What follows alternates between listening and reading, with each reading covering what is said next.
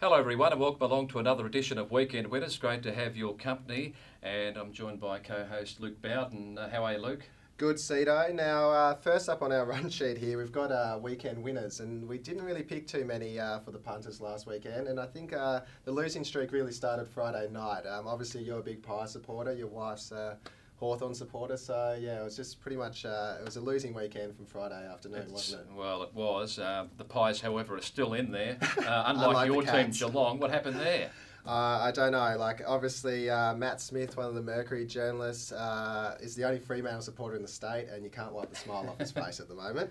We'll just launch straight into the races over the weekend nationwide. Moonee Valley Saturday. What do you got for us, Cedo? A couple there at Moonee Valley, and both these horses were going to be at good odds. Race 1, number 5, Sheer Talent. Michael Rod to ride. He's a lightly raced horse who I thought finished off well over an unsuitable distance. When resuming at Caulfield in September 1. Came off a 2.5-month break on that occasion, and this horse is likely to race a little bit closer to the leaders now that it's stepping out to a distance of 1,500, which certainly will work in its favour. The other thing that will work in its favour is a firm track at Moonee Valley. Michael Robb, the stable jockey, jumps on for the first time, so it's definitely well worth a look. Their bet each way. For sure. Race 1, number 5, Sheer Talent. Another one for us there at Moonee Valley? Yeah, Guns at 5. Race 3, number 5 is an import from New Zealand, trained by Peter Moody. He had his first run in Australia, and he ran down the field, but was found hitting the line okay, and that was on the heavy track at Caulfield. This horse did run well in the Chairman's Quality in April at Randwick, and I think if this horse is able to reproduce any of that form, it's going to figure prominently. I expect him to certainly improve, and whilst he may not be a good thing this weekend, to look at him ahead. Yeah, for sure. If he's going to measure up to some of these better races in the Spring Carnival in Victoria, he needs to perform this weekend. So race 3, number 5, Guns at 5, primarily a big watch. Now, we're up on the Tapeta up at Devonport on Sunday. Have you got a couple for us up there? Sad but true. I'm very keen on this horse's chances. Race 1, number 9. Caught the eye with a solid trial performance at Devonport in July before resuming. Since then, ran 6th to Ben Ilk, then ran 2nd behind GG Snowhill in fast time. Sad but true runs on, then Toboggan Sue, GG Snowhill in front, getting a little tired, but GG Snowhill's going to break through today, gets in by a little over a length.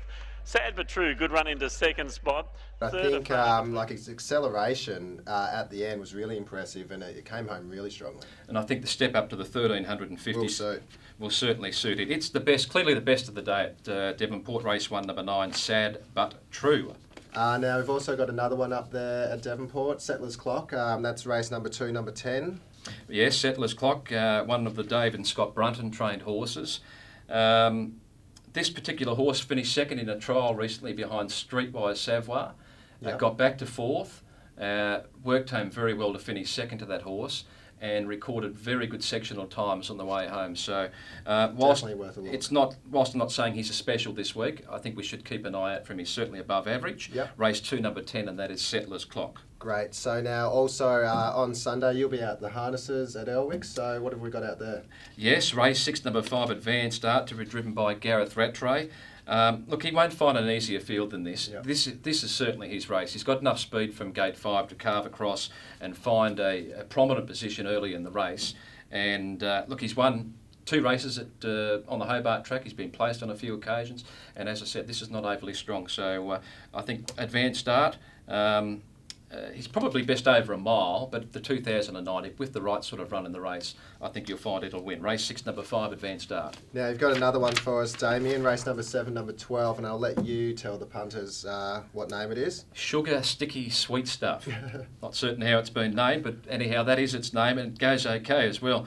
Hasn't raced for a month, but this horse is lightly raced, a 5-year-old, and I think what will happen eventually is he'll make his way to Free For All Company, which is the top grade in harness racing here in the state. He's got a few tricks up his sleeve, but providing he does everything right, I think he'll win.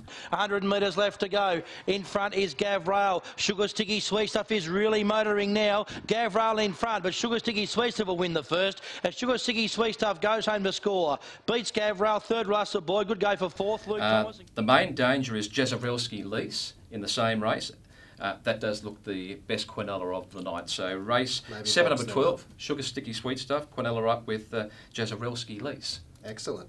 Now, time for Luke's lucky long shot. Well, Damien, you told me last week to get a black book and start putting some horses Not a into Bible. it. Not a Bible. Yeah. But anyhow, the first one that I want to put in there is definitely a couple of Cowboys, ridden by Jace Maskill on Sunday.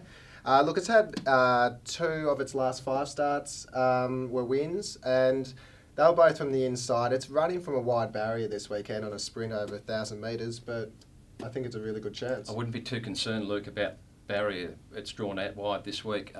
If anything, out wide over the 1,000 metres at Devonport can work in your favour. So don't be too scared to put your money on because you've drawn a wide barrier there. So that's a couple of Cowboys. Now it's just only a little less than 2 months away now from the 7 big weeks. dance. Yep. The Melbourne Cup. Tatsbet have kindly enough given you a little bit of information about some of the international invaders coming across, which there are many of. Can you give us a quick rundown of just some of the invaders that are coming along? For sure. Well, first of all, the biggest liability for Tatsbet betting on the Cup so far at the moment is Ethiopia.